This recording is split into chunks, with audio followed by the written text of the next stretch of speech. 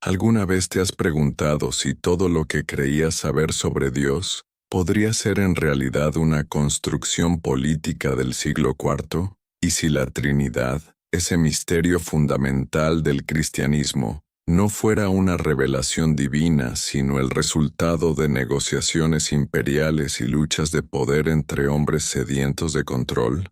Hoy vamos a explorar juntos una de las verdades más perturbadoras de la historia del cristianismo, una verdad que las instituciones religiosas han mantenido oculta durante siglos. Antes de comenzar, me gustaría saber de dónde nos estás viendo, desde qué país nos acompañas en este momento, y también, a qué hora estás viendo este video. Déjamelo en los comentarios. Me encanta conocer a nuestra comunidad global que busca la verdad sin importar las fronteras. Si estás viendo esto desde tu celular, te pido un favor especial. Dale like a este video. Ese simple gesto ayuda muchísimo a que este contenido llegue a más personas que, como tú, buscan respuestas reales a preguntas fundamentales. El algoritmo de YouTube favorece los videos con mayor interacción, y tu like puede ser la diferencia entre que esta información llegue a cientos o a miles de personas más. Hoy vamos a desentrañar uno de los episodios más oscuros y manipulados de la historia occidental, el Concilio de Nicea del año 325 después de Cristo. Pero no lo haremos desde la perspectiva tradicional que nos han enseñado en las iglesias y universidades. Lo haremos a través de los ojos penetrantes de uno de los filósofos más revolucionarios de todos los tiempos, Baruch Spinoza, ese judío holandés que se atrevió a desafiar no solo al cristianismo, sino a toda concepción antropomórfica de Dios. ¿Te has preguntado alguna vez por qué Spinoza fue excomulgado de la comunidad judía de Ámsterdam con una de las maldiciones más severas de la historia? ¿Por qué sus obras fueron prohibidas tanto por católicos como por protestantes? La respuesta es simple y aterradora para las instituciones religiosas. Porque Spinoza descubrió y expuso la verdad sobre cómo los hombres han manipulado la imagen de Dios para servir a sus propios intereses políticos y económicos. Imagínate por un momento que eres un ciudadano del Imperio Romano en el año 324 después de Cristo. El mundo que conocías está colapsando. Los antiguos dioses que protegieron a Roma durante siglos parecen haber abandonado el imperio. Las fronteras se desmoronan bajo la presión de las tribus bárbaras. La economía está en ruinas, y la sociedad se fragmenta en 1000 pedazos. En medio de este caos, surge una nueva religión que promete salvación eterna y unidad bajo un solo Dios. Pero aquí viene la pregunta crucial. ¿Era realmente una revelación divina lo que estaba ocurriendo? ¿O era simplemente la necesidad desesperada de un imperio moribundo de encontrar una nueva forma de control social? Constantino, ese emperador que supuestamente vio una cruz en el cielo antes de la batalla del puente Milvio, ¿era realmente un converso sincero o un político astuto que reconoció en el cristianismo la herramienta perfecta para reunificar su imperio fracturado? La respuesta a esta pregunta nos lleva directamente al corazón de lo que Spinoza llamaría la gran superstición organizada, porque verás, Constantino no se convirtió al cristianismo por una experiencia mística, se convirtió porque necesitaba una religión que pudiera unificar a sus súbditos bajo una sola autoridad, la suya propia, legitimada ahora por el Dios cristiano. Pero había un problema. Los cristianos no podían ponerse de acuerdo sobre quién era exactamente este Jesús al que adoraban. ¿Era Dios? ¿Era hombre? ¿Era ambos?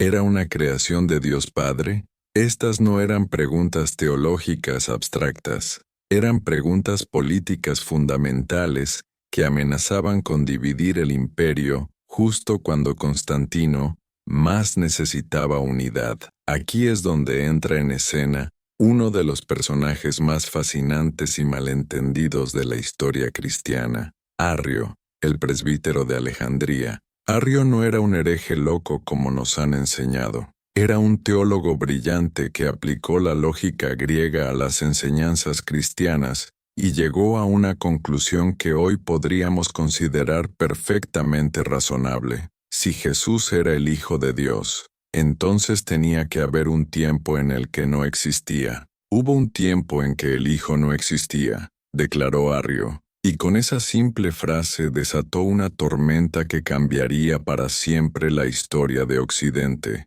Pero ¿sabes qué es lo más fascinante de todo esto? Que Arrio tenía razón desde el punto de vista lógico. Si aceptamos que Dios Padre es eterno e inmutable, entonces es imposible que haya generado un hijo que sea igual a Él en eternidad y divinidad. Es una contradicción lógica básica que cualquier estudiante de filosofía puede entender. Pero la lógica, como descubriríamos pronto, no tenía lugar en los planes políticos de Constantino. El arrianismo se extendió como fuego por todo el Imperio Oriental, no porque fuera una herejía peligrosa, sino porque tenía sentido. Era una doctrina que respetaba la supremacía absoluta de Dios Padre, mientras honraba a Jesús como la más excelsa de las criaturas. Era elegante, lógica, y lo más importante, no requería que los creyentes aceptaran misterios incomprensibles que desafiaban la razón humana. Pero Constantino tenía otros planes. En el año 325, convocó a todos los obispos del imperio a reunirse en Nicea, una ciudad estratégicamente ubicada cerca de su nueva capital, Constantinopla. Oficialmente, el propósito era resolver la controversia arriana y restaurar la unidad de la Iglesia, pero la realidad era mucho más siniestra. ¿Te has preguntado alguna vez por qué un emperador pagano que apenas se había convertido al cristianismo se sentía con la autoridad de convocar un concilio para decidir la naturaleza de Dios? ¿No te parece extraño que las decisiones más fundamentales sobre la divinidad fueran tomadas en un palacio imperial, con soldados romanos vigilando las puertas, bajo la presión directa del poder político?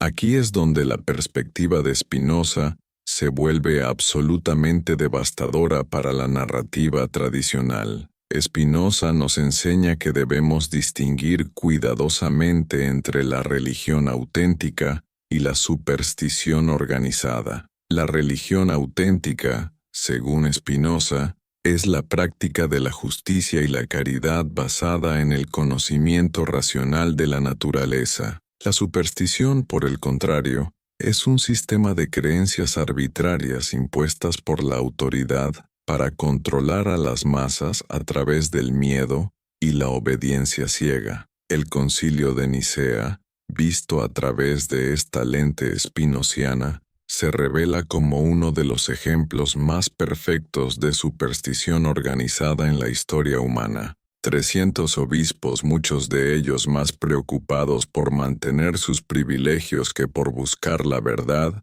se reunieron bajo la mirada vigilante del emperador para decidir no lo que era verdadero, sino lo que era políticamente conveniente. Y aquí viene una de las ironías más crueles de toda esta historia. El término que utilizaron para definir la relación entre padre e hijo, homoousios, consustancial, ni siquiera aparece en las Escrituras. Era una palabra griega filosófica que fue impuesta por decreto imperial para excluir específicamente la interpretación arriana. ¿No te parece sospechoso que la palabra más importante para definir la naturaleza de Dios fuera inventada por políticos y no revelada por profetas? Pero la manipulación fue aún más profunda. Los obispos que se resistieron a firmar el credo fueron amenazados con el exilio. Aquellos que apoyaron a Arrio fueron despojados de sus cargos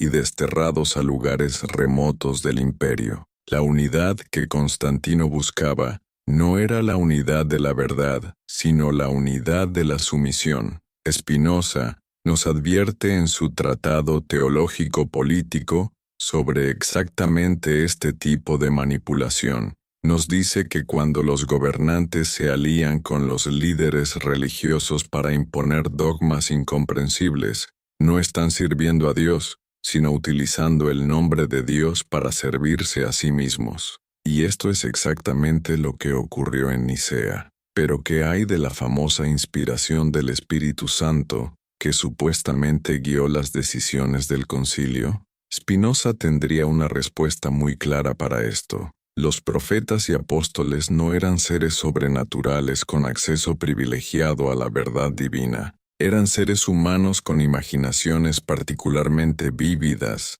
que interpretaron sus experiencias a través del filtro de su cultura y su tiempo. Y los obispos de Nicea no eran diferentes. De hecho, si examinamos los registros históricos del concilio, encontramos muy poca evidencia de inspiración divina y mucha evidencia de negociación política, amenazas imperiales y compromisos pragmáticos. Los debates no se centraron en la búsqueda de la verdad, sino en encontrar fórmulas que pudieran excluir a los arrianos mientras mantenían la apariencia de ortodoxia bíblica. Y aquí es donde la crítica spinociana se vuelve absolutamente demoledora. Spinoza nos enseña que Dios no es una persona que piensa, decide o se enfada. Dios es la naturaleza misma, la sustancia única e infinita de la cual todo lo que existe es una modificación.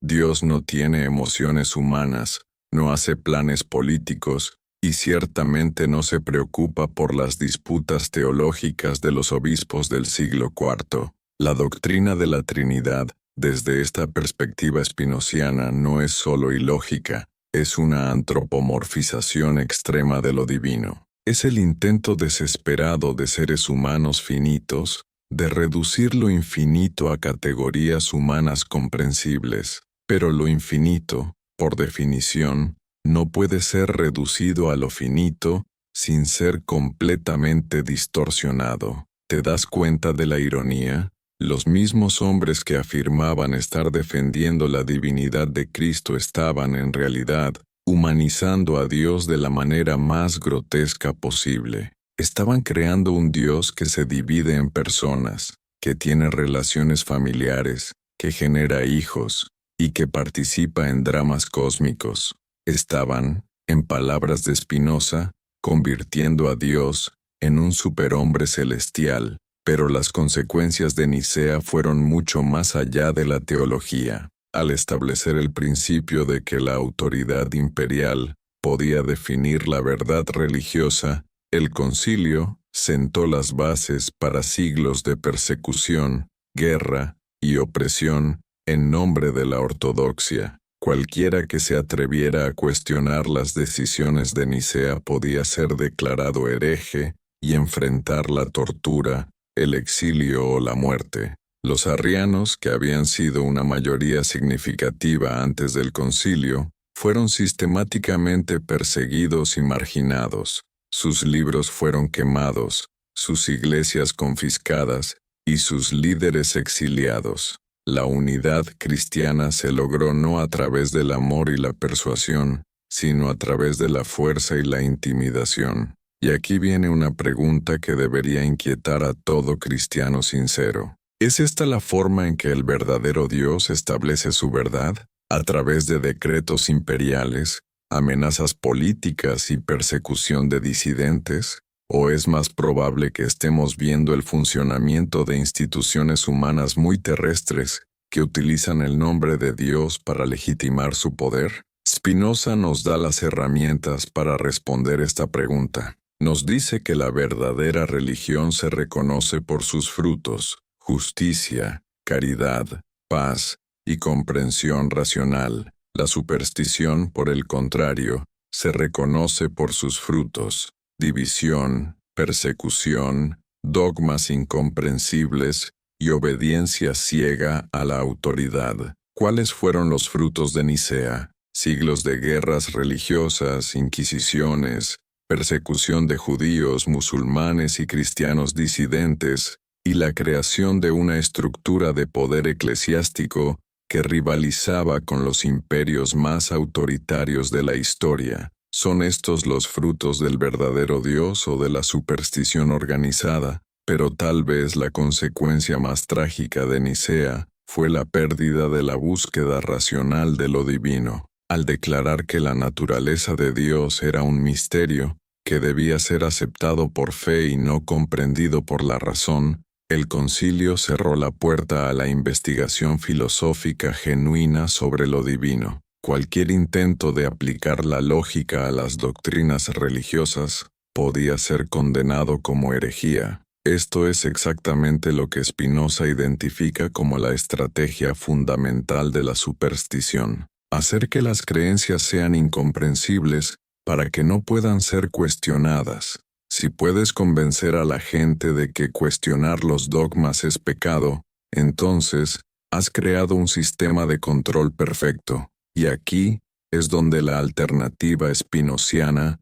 se vuelve tan poderosa y liberadora. Spinoza nos invita a abandonar la imagen de un Dios antropomórfico que se divide en personas y participa en dramas cósmicos, y a abrazar una comprensión de lo divino como la naturaleza misma en toda su infinita complejidad y belleza. Desde esta perspectiva, no necesitamos concilios imperiales para decirnos quién es Dios. Podemos conocer a Dios directamente a través del estudio racional de la naturaleza, a través de la práctica de la justicia y la caridad, y a través de la comprensión de nuestro lugar en el orden cósmico infinito. ¿No es esta una forma mucho más digna y auténtica de relacionarse con lo divino? ¿No es más noble buscar a Dios en las leyes de la naturaleza, en la belleza del cosmos y en la práctica del amor hacia nuestros semejantes, que aceptar ciegamente fórmulas incomprensibles impuestas por políticos del siglo IV?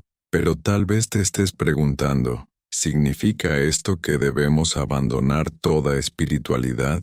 En absoluto. Spinoza no era un ateo en el sentido moderno de la palabra. Era, en todo caso, el más religioso de los filósofos. Pero su religión era una religión de la razón, del amor intelectual hacia Dios entendido como la naturaleza infinita. Esta religión spinociana no necesita iglesias, no necesita sacerdotes, no necesita dogmas incomprensibles. Solo necesita mentes abiertas, corazones compasivos y la voluntad de buscar la verdad sin importar a dónde nos lleve. Es una religión que libera en lugar de oprimir, que ilumina en lugar de oscurecer, que une en lugar de dividir. Y aquí viene una reflexión que debería hacer temblar los cimientos de toda institución religiosa autoritaria. ¿Qué pasaría si la humanidad adoptara esta perspectiva spinociana? ¿Qué pasaría si dejáramos de pelear por dogmas incomprensibles y nos concentráramos en vivir vidas de justicia, caridad y comprensión racional? La respuesta es obvia. Tendríamos un mundo mucho más pacífico, más justo y más espiritual. No tendríamos guerras religiosas, no tendríamos inquisiciones, no tendríamos persecución de disidentes. Tendríamos, en cambio, una humanidad unida en la búsqueda común de la verdad y en la práctica del amor hacia todos los seres. Pero las instituciones religiosas tradicionales no pueden permitir que esto ocurra, porque su poder depende precisamente de mantener a la humanidad dividida en sectas que pelean por interpretaciones diferentes de textos antiguos. Su autoridad se basa en la afirmación de que poseen acceso exclusivo a la verdad divina, una afirmación que se desmorona completamente bajo el escrutinio racional, y aquí es donde la historia del Concilio de Nicea se vuelve tan relevante para nuestro tiempo. Vivimos en una época en la que las instituciones religiosas tradicionales están perdiendo su influencia, en la que cada vez más personas buscan formas más auténticas de espiritualidad. La perspectiva spinociana ofrece exactamente lo que nuestra época necesita: una forma de ser profundamente espiritual sin ser supersticiosos, una forma de amar a Dios sin odiar a nuestros semejantes. Pero esto requiere coraje. Requiere el coraje de cuestionar creencias que hemos heredado de nuestros antepasados, el coraje de pensar por nosotros mismos, el coraje de buscar la verdad incluso cuando esa verdad desafía nuestras comodidades intelectuales. ¿Tienes ese coraje? ¿Estás dispuesto a seguir el ejemplo de Spinoza y cuestionar incluso las creencias más sagradas, si la razón te lleva en esa dirección? ¿Estás dispuesto a considerar la posibilidad de que lo que te han enseñado sobre Dios podría ser una construcción humana diseñada para controlarte en lugar de liberarte? Si tu respuesta es sí, entonces estás listo para embarcarte en el viaje más importante de tu vida, el viaje hacia una comprensión auténtica de lo divino. Es un viaje que no termina con la aceptación de dogmas, sino que comienza con el rechazo de toda autoridad que no sea la de la razón y la experiencia directa. Y aquí quiero hacer una pausa para pedirte algo importante. Si este contenido te está impactando, si está cambiando tu forma de ver las cosas, compártelo con alguien que conozcas. Compártelo con ese amigo que siempre hace preguntas difíciles sobre la religión, con ese familiar que busca respuestas más profundas, con esa persona que sabes que está lista para escuchar una perspectiva diferente. ¿Por qué es tan importante que compartas este video? Porque la verdad tiene el poder de transformar vidas, pero solo si llega a las personas adecuadas en el momento adecuado. Tu simple acto de compartir podría ser el catalizador que alguien necesita para comenzar su propio viaje hacia una espiritualidad más auténtica. Además, cuando compartes contenido como este, estás participando en algo mucho más grande que el simple intercambio de información. Estás participando en la creación de una comunidad de buscadores de la verdad, una comunidad que trasciende las fronteras nacionales, culturales y religiosas. Estás ayudando a construir un mundo donde las preguntas difíciles no solo son permitidas, sino celebradas. Ahora, regresemos a nuestro análisis del Concilio de Nicea y sus consecuencias. Hemos visto cómo este evento, lejos de ser una revelación divina, fue una construcción política diseñada para servir a los intereses del Imperio Romano, pero las implicaciones van mucho más allá de la historia antigua. El modelo establecido en Nicea, donde la autoridad política se alía con la autoridad religiosa para imponer dogmas incomprensibles, se ha repetido una y otra vez a lo largo de la historia. Lo vemos en la Inquisición española, donde la corona y la iglesia se unieron para perseguir a judíos, musulmanes y disidentes cristianos. Lo vemos en las guerras de religión del siglo XVI,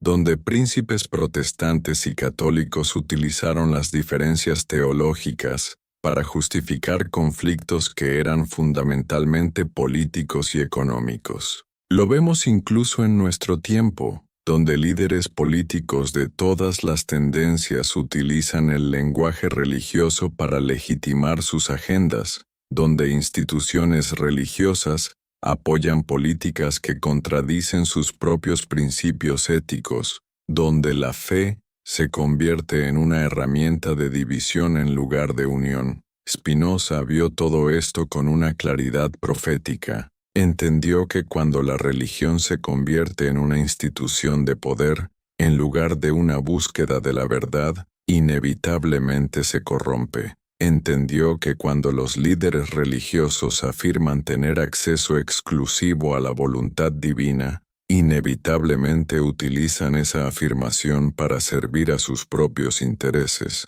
Y aquí es donde la alternativa espinociana se vuelve tan urgente para nuestro tiempo. Necesitamos una forma de espiritualidad que no dependa de instituciones corruptas, que no requiera la aceptación de dogmas incomprensibles, que no divida a la humanidad en creyentes y herejes. La espiritualidad espinociana ofrece exactamente esto. Es una espiritualidad que encuentra lo divino en la naturaleza misma, que practica la religión a través de actos de justicia y caridad, que busca la verdad a través de la razón y la experiencia directa. Es una espiritualidad que une en lugar de dividir, que libera en lugar de oprimir, que ilumina en lugar de oscurecer. Pero adoptar esta perspectiva requiere que abandonemos algunas ilusiones muy queridas. Requiere que abandonemos la ilusión de que somos especiales a los ojos de un Dios antropomórfico, la ilusión de que nuestras creencias particulares son las únicas verdaderas, la ilusión de que podemos conocer la voluntad divina a través de textos antiguos interpretados por autoridades humanas. ¿Estás dispuesto a abandonar estas ilusiones? ¿Estás dispuesto a cambiar la comodidad de la certeza dogmática por la aventura de la búsqueda racional? ¿Estás dispuesto a encontrar a Dios no en las fórmulas de los concilios, sino en la infinita complejidad y belleza del cosmos? Si tu respuesta es sí, entonces estás listo para entender por qué Spinoza consideraba que el Concilio de Nicea no fue un momento de revelación divina, sino uno de los ejemplos más claros de cómo los seres humanos han distorsionado y manipulado la idea de Dios para servir a sus propios propósitos. La doctrina de la Trinidad, vista desde esta perspectiva, no es un misterio sagrado que debemos aceptar por fe, sino un ejemplo perfecto de lo que Spinoza llamaba antropomorfización de lo divino. Es el intento de reducir lo infinito a categorías humanas familiares, padre, hijo, relaciones familiares, generación, procesión, pero lo infinito, por definición, no puede ser reducido a lo finito sin ser completamente distorsionado. Cuando intentamos hacer que Dios sea como nosotros, no estamos honrando a Dios, estamos creando un ídolo, y los ídolos, como nos enseña toda la tradición profética, no solo son falsos, sino peligrosos. ¿Por qué son peligrosos? Porque cuando creamos un Dios a nuestra imagen, inevitablemente proyectamos nuestros propios prejuicios, miedos y deseos sobre lo divino. Creamos un Dios que odia a nuestros enemigos, que favorece a nuestro grupo sobre otros, que justifica nuestras acciones incluso cuando contradicen nuestros principios éticos más básicos. Esto es exactamente lo que ocurrió en Nicea. Los obispos no estaban buscando la verdad sobre la naturaleza de Dios. Estaban creando una fórmula que sirviera a sus necesidades políticas y sociales. Estaban fabricando un Dios que legitimara su autoridad, que excluyera a sus rivales, que unificara el imperio bajo su control. Y las consecuencias de esta fabricación han sido devastadoras. Durante más de 1500 años, millones de personas han muerto en guerras libradas en nombre de este Dios fabricado. Millones más han sido perseguidos, torturados y marginados por no aceptar las fórmulas incomprensibles creadas en Nicea. ¿Es este el legado de una revelación divina auténtica? ¿O es el legado predecible de una construcción humana diseñada para servir a intereses muy terrestres? La respuesta, desde la perspectiva spinociana, es obvia. Una revelación divina auténtica produciría paz, comprensión y amor. Una construcción humana diseñada para el control político produce exactamente lo que hemos visto: división, persecución y guerra. Pero tal vez la tragedia más profunda de Nicea no fue lo que creó, sino lo que destruyó. Destruyó la posibilidad de una búsqueda racional y abierta de lo divino. Estableció el principio de que ciertas creencias estaban más allá del cuestionamiento, que la autoridad religiosa podía definir la verdad por decreto, que la fe era superior a la razón. Este principio ha sido uno de los obstáculos más grandes para el progreso humano. Ha impedido el desarrollo de la ciencia, ha justificado la opresión de las mujeres, ha legitimado la esclavitud, ha retrasado el reconocimiento de los derechos humanos básicos, todo en nombre de dogmas que fueron creados por políticos del siglo IV, para servir a sus propios intereses. ¿No es hora de que la humanidad se libere de esta herencia tóxica? ¿No es hora de que adoptemos una forma de espiritualidad que honre tanto la razón como el corazón, que busque la verdad sin importar a dónde nos lleve, que encuentre lo divino en la realidad tal como es en lugar de en fantasías creadas por instituciones humanas? Esta es la invitación que Spinoza nos hace. No es una invitación al ateísmo, sino a una forma más profunda y auténtica de religiosidad. Es una invitación a encontrar a Dios no en los dogmas de los concilios, sino en las leyes de la naturaleza, no en las fórmulas de los teólogos, sino en la práctica de la justicia y la caridad, no en la obediencia ciega a la autoridad, sino en la búsqueda valiente de la verdad. Y aquí quiero hacerte una pregunta personal. ¿Qué tipo de espiritualidad quieres para tu vida? ¿Una que te pida que aceptes ciegamente fórmulas incomprensibles creadas por políticos del siglo IV? ¿O una que te invite a participar activamente en la búsqueda de la verdad, que honre tu capacidad de razonar, que te conecte directamente con lo divino sin intermediarios corruptos? La elección es tuya, pero recuerda que esta elección no es solo personal. Es una elección que afecta a toda la humanidad. Cada persona que elige la búsqueda racional de la verdad sobre la aceptación dogmática de la autoridad, está contribuyendo a la creación de un mundo más justo, más pacífico y más espiritual. Cada persona que se atreve a cuestionar las construcciones humanas que se presentan como verdades divinas, está participando en la liberación de la humanidad de siglos de superstición y opresión. Cada persona que elige el amor intelectual hacia Dios sobre el temor supersticioso está ayudando a crear una nueva forma de civilización basada en la razón, la compasión y la búsqueda común de la verdad. Esta es la verdadera revolución espiritual que Spinoza inició y que nosotros podemos continuar. No es una revolución que destruye la espiritualidad, sino una que la purifica. No es una revolución que niega a Dios, sino una que libera nuestra comprensión de Dios de las distorsiones creadas por instituciones humanas corruptas. Y aquí, al final de nuestro viaje por la historia oculta del Concilio de Nicea, llegamos a una conclusión que debería cambiar para siempre nuestra forma de ver la religión, la espiritualidad y nuestra relación con lo divino. El Concilio de Nicea no fue un momento de revelación divina, fue un momento de construcción política. La doctrina de la Trinidad no fue una verdad eterna revelada por Dios, fue una fórmula creada por hombres para servir a necesidades muy específicas de su tiempo. Las persecuciones que siguieron no fueron la voluntad de Dios, fueron las consecuencias predecibles de un sistema diseñado para excluir y controlar. Pero reconocer esto no nos lleva al nihilismo o al ateísmo, nos lleva a una forma más pura y auténtica de espiritualidad. Nos libera para buscar a Dios donde realmente puede ser encontrado, en la naturaleza infinita, en la práctica de la justicia y la caridad, en la búsqueda racional de la verdad.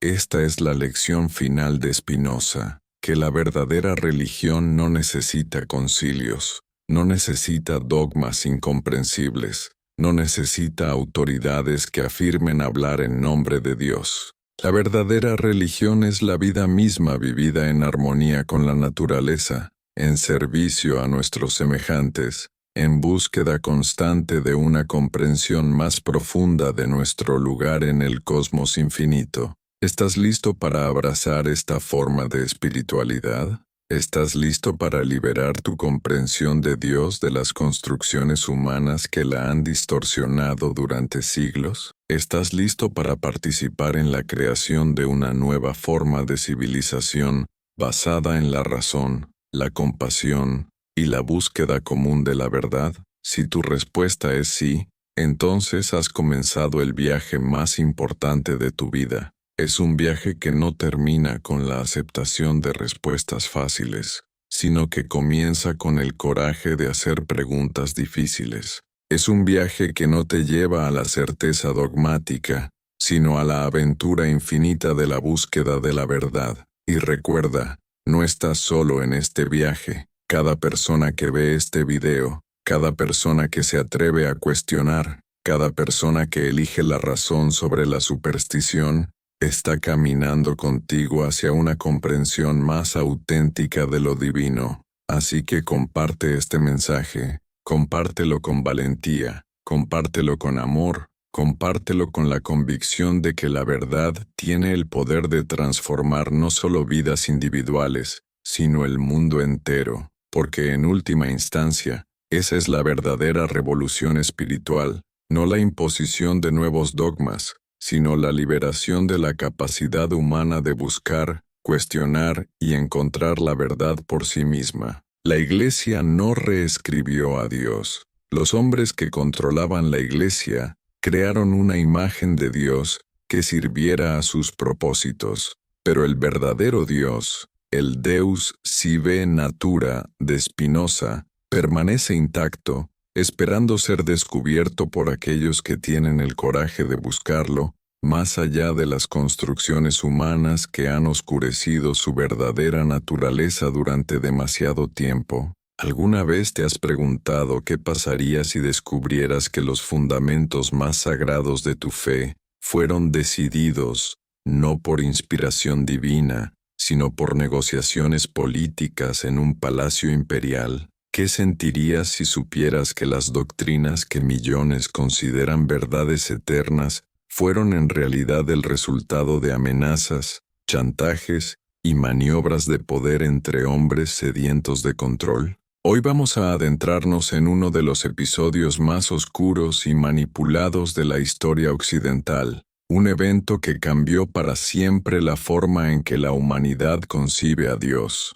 Pero no lo haremos desde la perspectiva sanitizada que nos enseñan en las universidades y seminarios. Lo haremos desde la mirada penetrante y revolucionaria de Baruch Spinoza, ese filósofo que se atrevió a desafiar no solo las instituciones religiosas de su tiempo, sino toda la concepción antropomórfica de lo divino. Antes de continuar, me encantaría saber desde dónde nos estás acompañando en este momento de revelación. ¿Desde qué país nos sigues? ¿Qué hora es donde te encuentras ahora mismo? Déjamelo en los comentarios, porque me fascina saber que esta búsqueda de la verdad trasciende fronteras y usos horarios, uniendo a personas de todo el mundo en una misma sed de conocimiento auténtico. Y si estás viendo esto desde tu teléfono celular, te pido un favor que puede cambiar la vida de muchas personas. Dale like a este video.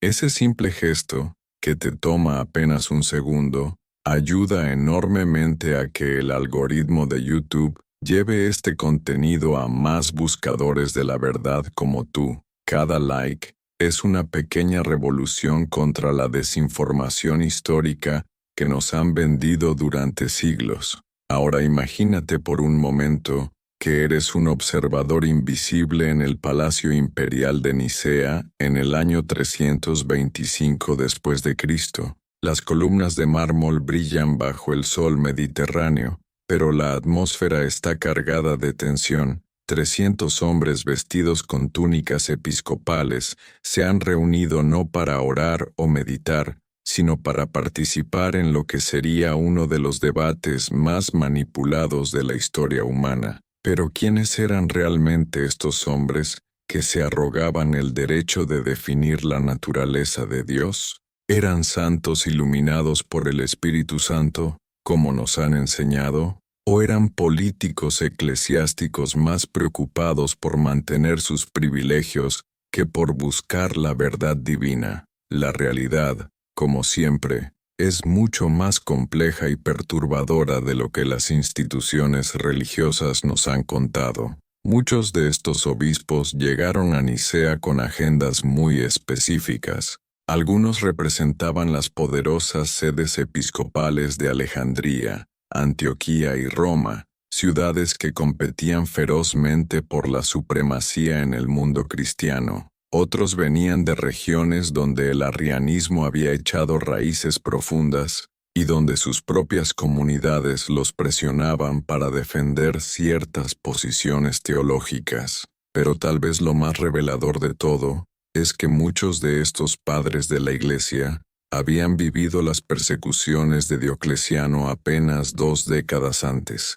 Habían visto cómo el poder imperial podía destruir vidas, confiscar propiedades y aniquilar comunidades enteras. Ahora de repente, ese mismo poder imperial los convocaba no para perseguirlos, sino para pedirles que definieran la verdad sobre Dios. ¿No te parece sospechoso este cambio tan radical? ¿No te hace preguntarte si estos hombres, traumatizados por años de persecución, estaban realmente en condiciones de tomar decisiones teológicas objetivas cuando el emperador que los había convocado tenía el poder de exiliarlos o destruirlos si no le gustaban sus conclusiones? Aquí es donde la perspectiva de Spinoza se vuelve absolutamente devastadora para la narrativa tradicional. Spinoza nos enseña que los seres humanos, incluidos los líderes religiosos, no son criaturas puramente racionales que buscan la verdad por encima de todo. Son seres impulsados por emociones,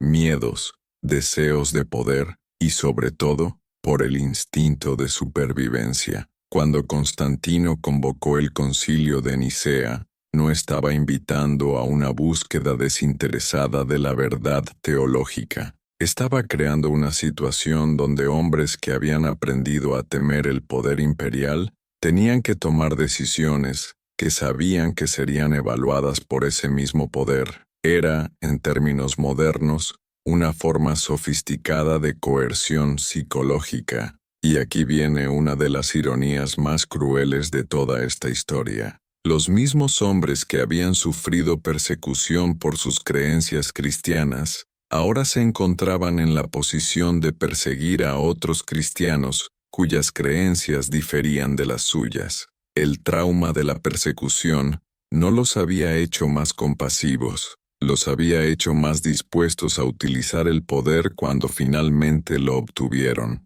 Pero centrémonos en el personaje más fascinante y malentendido de todo este drama, Arrio, el presbítero de Alejandría cuyas ideas habían desatado toda esta controversia. ¿Quién era realmente este hombre que ha sido demonizado durante 17 siglos como el hereje por excelencia? Arrio no era un loco fanático como nos han enseñado. Era un erudito brillante, formado en la tradición intelectual de Alejandría, esa ciudad que había sido el centro del aprendizaje helenístico durante siglos. Había estudiado bajo Luciano de Antioquía, uno de los teólogos más respetados de su época. Conocía el griego clásico, dominaba la filosofía aristotélica y, lo más importante, había dedicado décadas al estudio minucioso de las Escrituras. ¿Cuál era exactamente la doctrina arriana que tanto perturbaba a las autoridades eclesiásticas?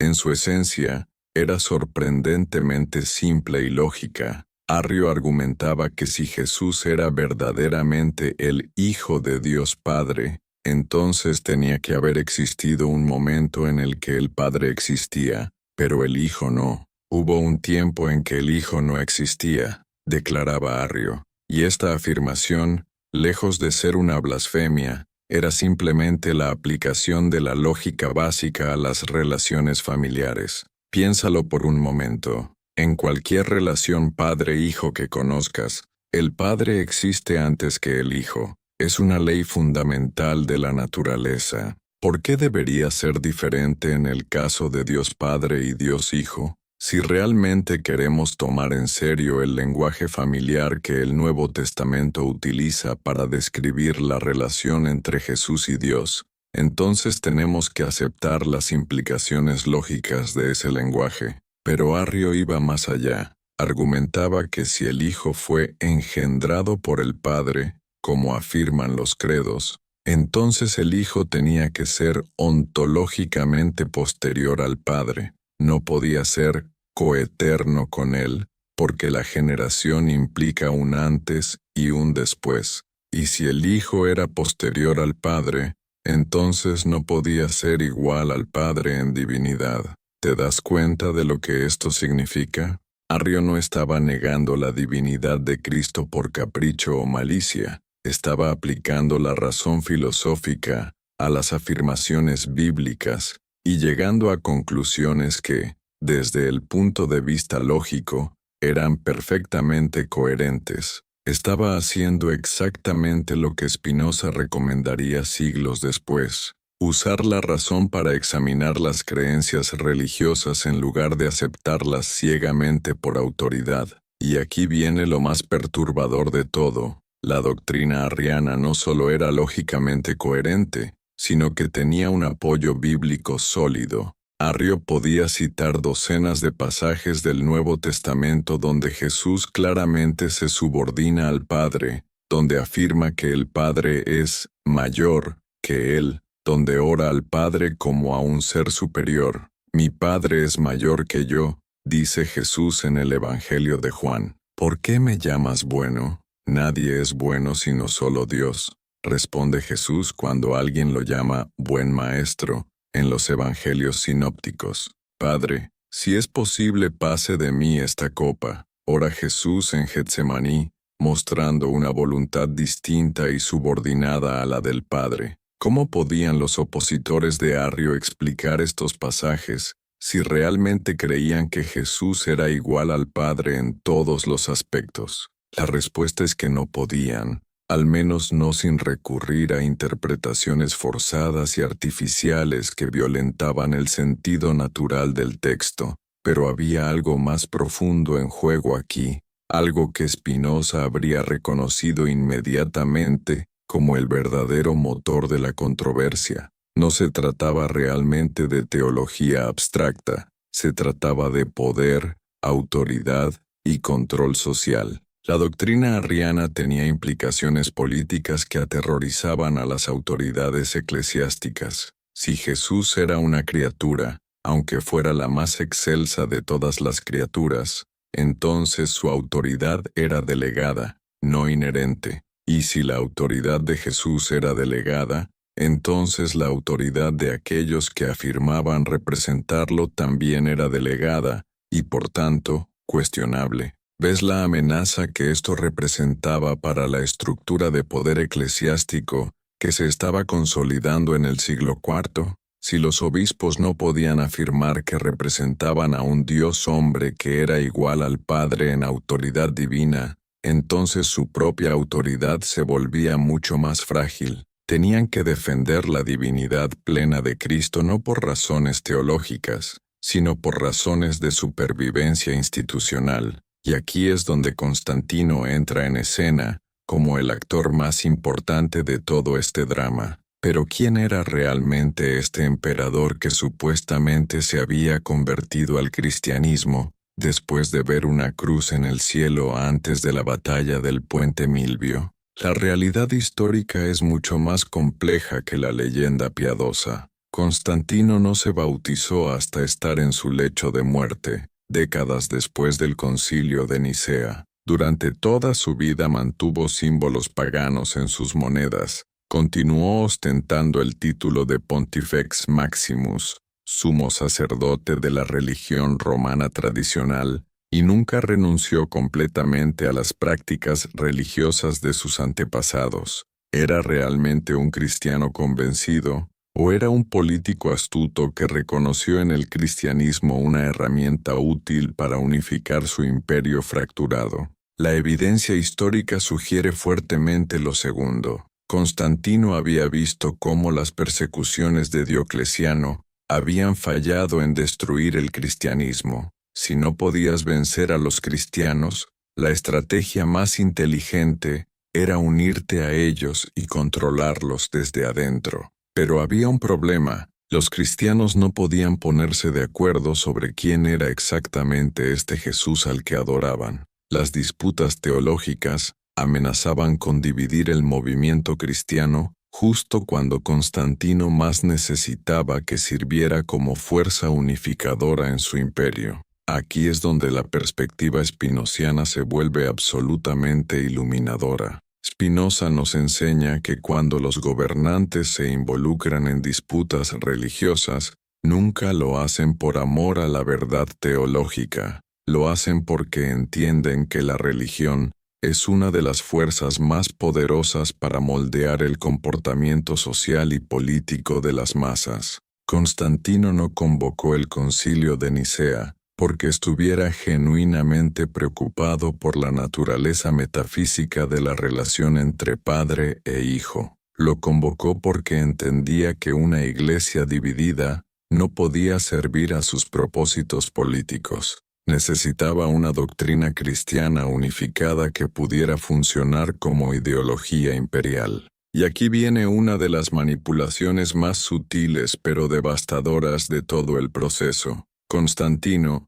no se limitó a convocar el concilio y dejar que los obispos debatieran libremente. Participó activamente en las discusiones, sugirió fórmulas específicas y, lo más importante, dejó muy claro cuáles eran sus preferencias. ¿Te imaginas la presión psicológica que esto ejercía sobre los obispos? Aquí estaba el hombre más poderoso del mundo, el emperador que controlaba sus destinos materiales y físicos, participando en debates sobre la naturaleza de Dios. ¿Cómo podían estos hombres, que habían aprendido a temer el poder imperial, tomar decisiones verdaderamente independientes en tales circunstancias? La respuesta es que no podían, y la evidencia histórica muestra que no lo hicieron. Los obispos que se opusieron a las preferencias imperiales fueron marginados, amenazados y, en algunos casos,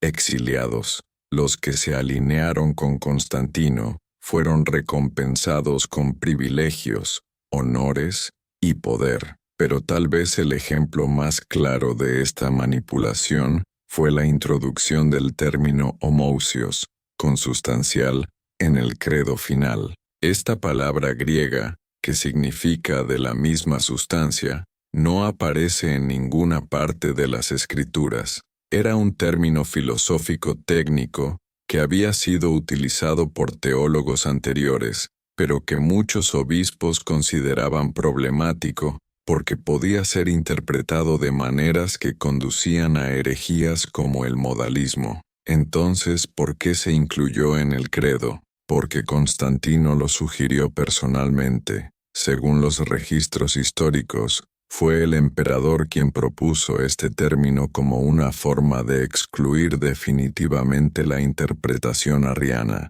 No fue una inspiración del Espíritu Santo, fue una maniobra política calculada. Y aquí es donde la crítica spinociana se vuelve absolutamente demoledora. Spinoza nos enseña que cuando las autoridades religiosas afirman que sus decisiones están inspiradas por Dios, pero esas decisiones claramente sirven a intereses políticos muy específicos, debemos sospechar que estamos ante un caso de manipulación ideológica. El término homoousios no se incluyó en el credo niceno porque expresara una verdad teológica profunda. Se incluyó porque era la fórmula más efectiva para excluir a los arrianos y crear la unidad doctrinal que Constantino necesitaba para sus propósitos políticos. Pero las manipulaciones fueron aún más profundas. Los obispos que se resistieron a firmar el credo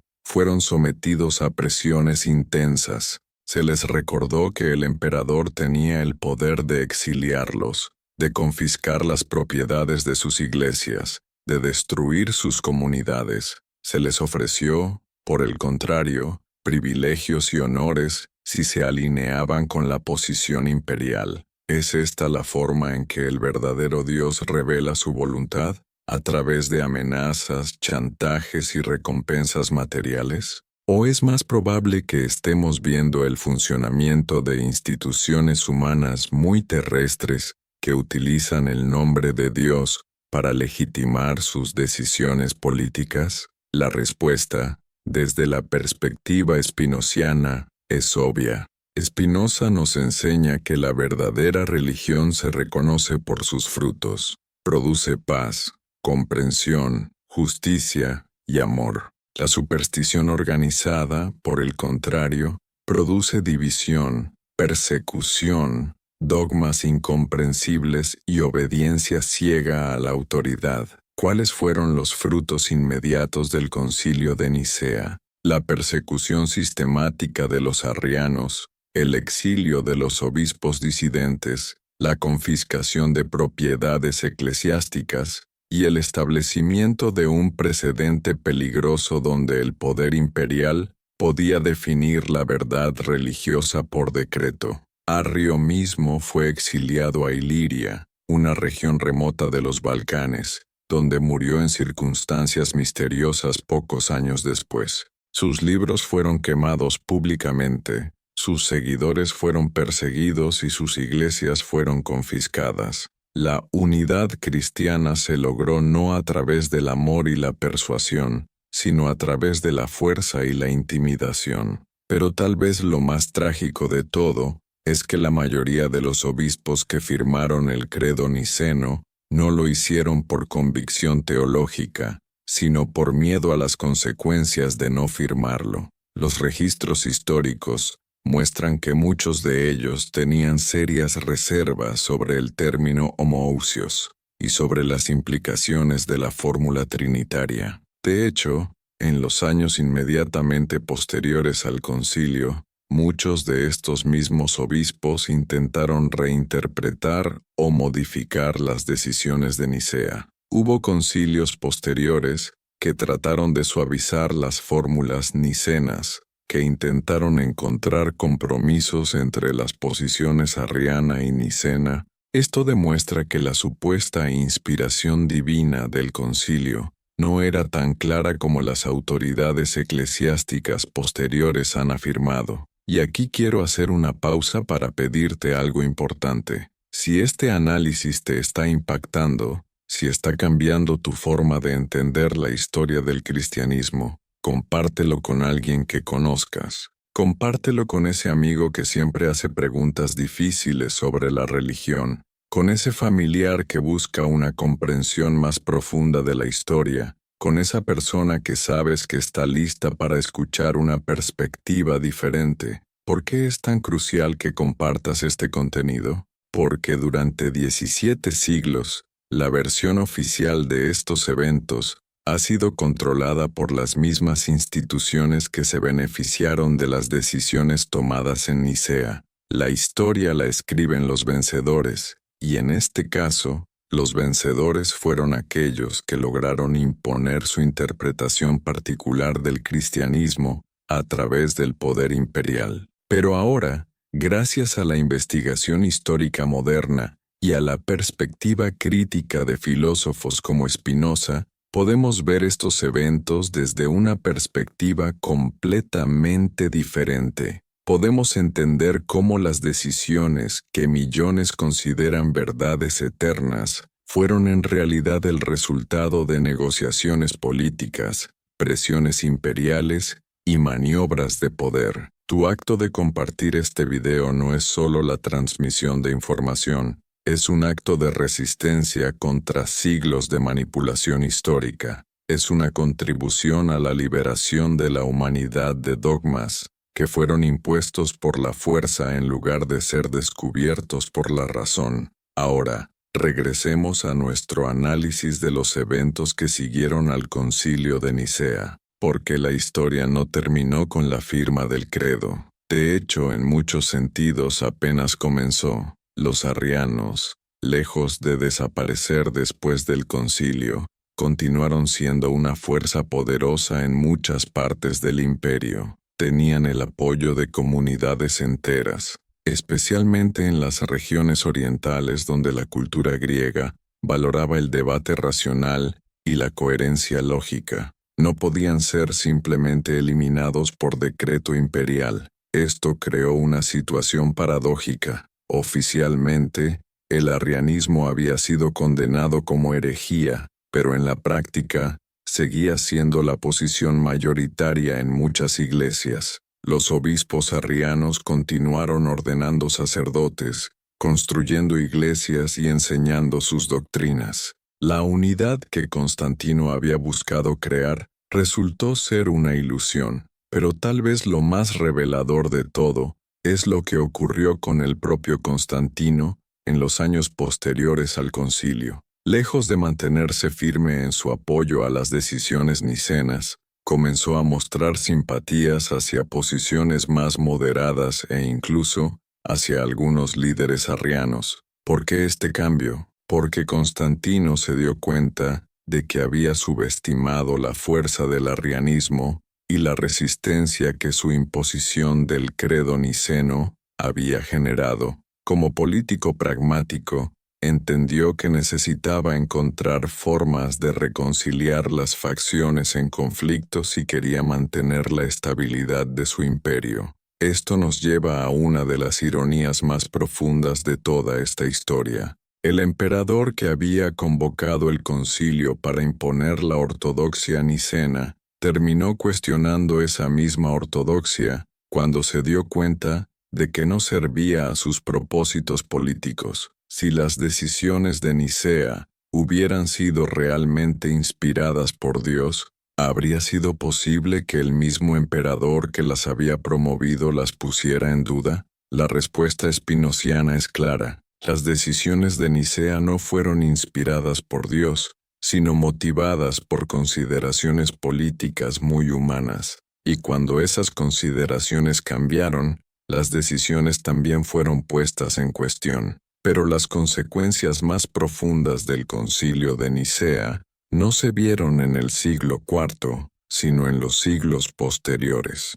El precedente establecido en Nicea, donde el poder imperial podía definir la verdad religiosa por decreto, se convirtió en el modelo para todas las futuras intervenciones políticas en asuntos religiosos. Este modelo fue utilizado una y otra vez a lo largo de la historia. Lo vemos en el Concilio de Constantinopla del 381, donde se completó la doctrina trinitaria con la definición de la divinidad del Espíritu Santo. Lo vemos en el Concilio de Éfeso del 431, donde se definió la maternidad divina de María. Lo vemos en el Concilio de Calcedonia del 451, donde se definió la doctrina de las dos naturalezas de Cristo. En cada caso, el patrón era el mismo. Controversias teológicas que amenazaban la unidad política eran resueltas por concilios convocados por emperadores,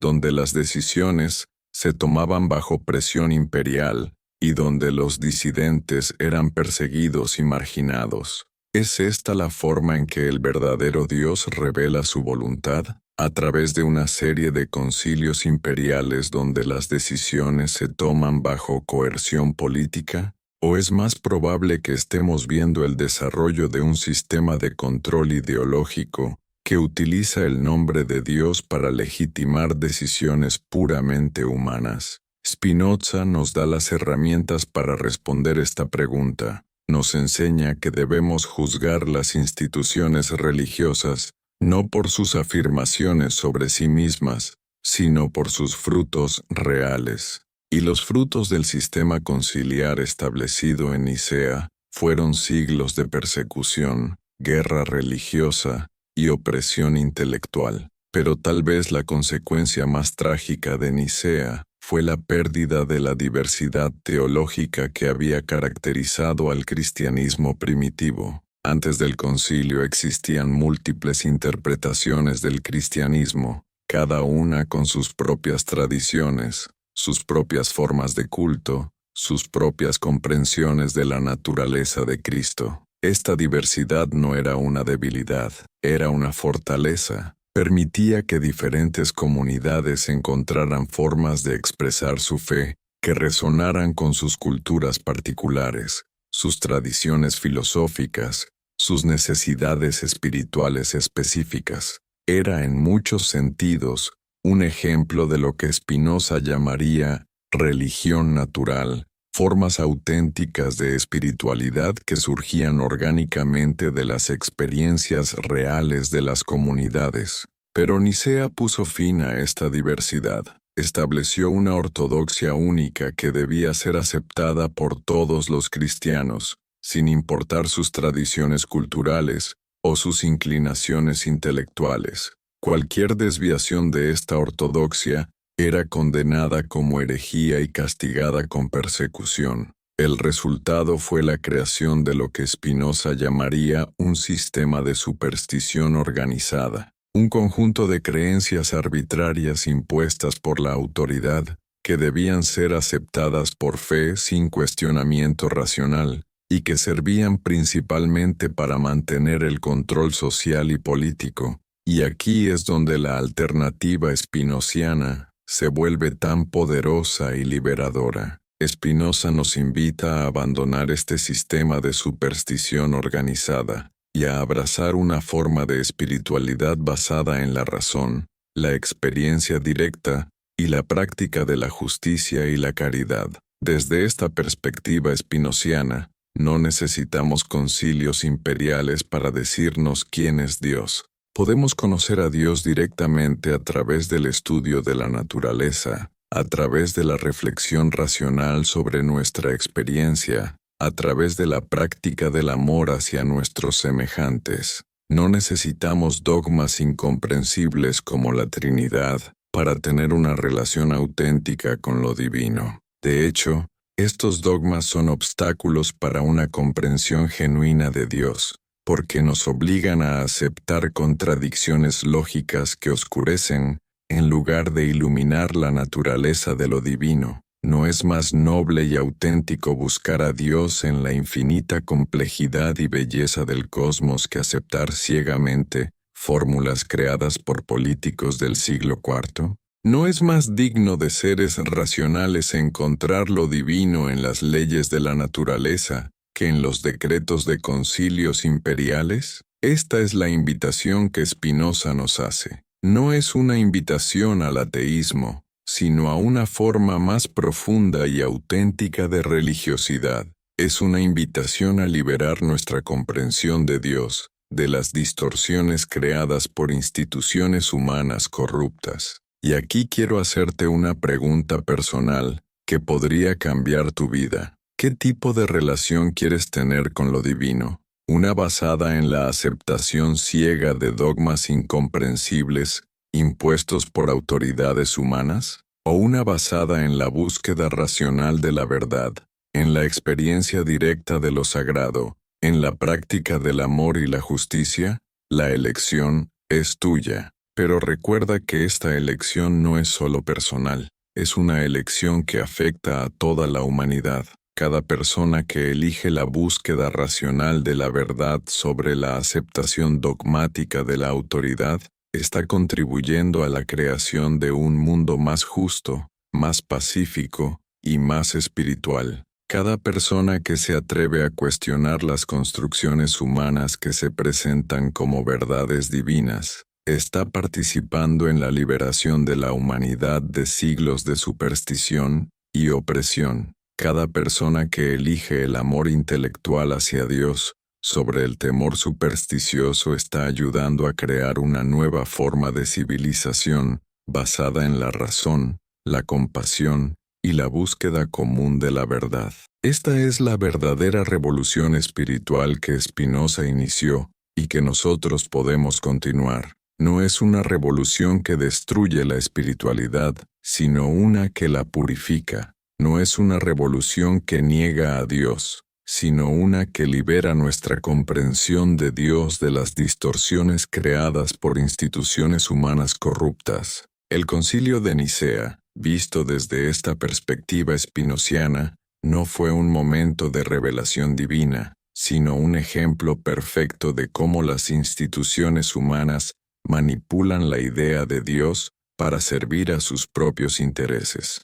La doctrina de la Trinidad no fue una verdad eterna revelada por Dios, sino una construcción política diseñada para excluir a los disidentes y mantener el control social. Pero reconocer esto no nos lleva al nihilismo o al desprecio por la espiritualidad, nos lleva a una forma más pura y auténtica de religiosidad. una que no depende de dogmas incomprensibles o autoridades corruptas, sino que se basa en la búsqueda racional de la verdad y en la práctica del amor hacia todos los seres. Esta es la lección final que podemos extraer de nuestro análisis del Concilio de Nicea a través de los ojos de Spinoza, que la verdadera religión no necesita concilios, no necesita dogmas, no necesita autoridades que afirmen hablar en nombre de Dios.